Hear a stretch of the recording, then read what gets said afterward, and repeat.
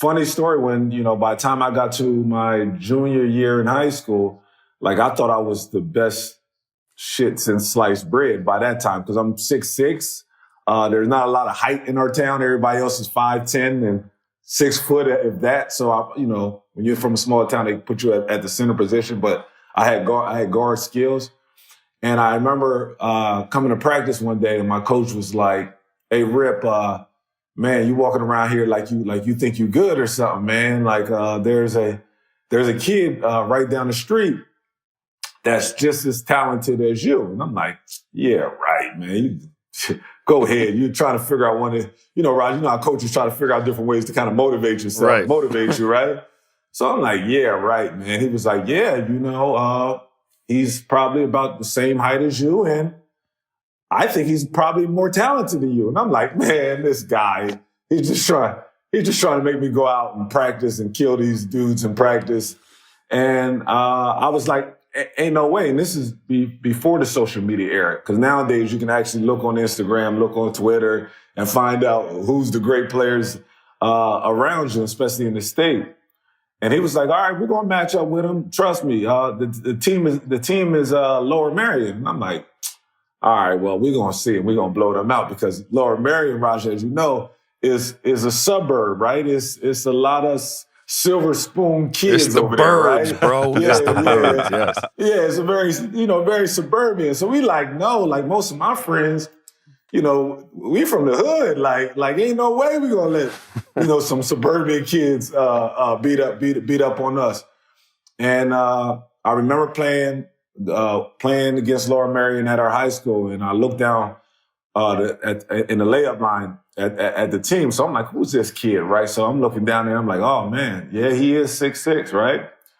I said, "Oh man, he could dribble just as good as me." Oh, now he's pulling up 2 feet behind the 3-point line. I'm like, "Oh, he can shoot the ball too." And then he gets up there and he's throwing windmills, and this is before you couldn't touch the rim in warm-ups. Remember, you had to right. go in and just like drop it in. He's doing windmills, dropping in 360s, dropping it in, and I'm like, "Man, well, that's impressive." But let's wait to see when the ball's thrown up. And once that ball was thrown up, man, I held my own, but that man gave us the business. Mm-hmm. I mean, rest in peace to Kobe Bryant. He gave us the business, and that's when I first realized, "Hey, Rip, you got to go back. You got to go back to the gym. You got to get back in the gym. You got to work on your craft a little bit more because, man, if this kid right here is outshining you, what about the rest of the world?" So that was my introduction to playing against Kobe Bryant. What was it like to see him off the court? You see him as this guy that you meet him on the court playing against him, and it's one way. How was he off the court as a young kid? Like I said, the first time we played was like 16, 17 years old.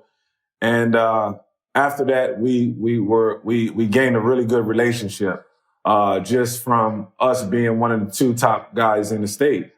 And we also played on the same AAU team, so we were actually roommates, and we were able to actually not just play against each other, but also become really, really good friends. And off the court, Cole was all business, man. He was serious at like 16 years old, which was crazy to me because at 16 years old, man, you just want to be a kid, right? Like before games, you didn't go into the gym and stretch and do all this other crazy stuff to get prepared for the game. Cole was on that. I mean, it was many times where, we were sitting in the room and we would just have random conversations about guys we were playing against the next day in the AAU game. And his mind was on the NBA. He was like, "Hey, Rip, when I get to the NBA, you see some of these superstar guys out there at my position, I'm a dog."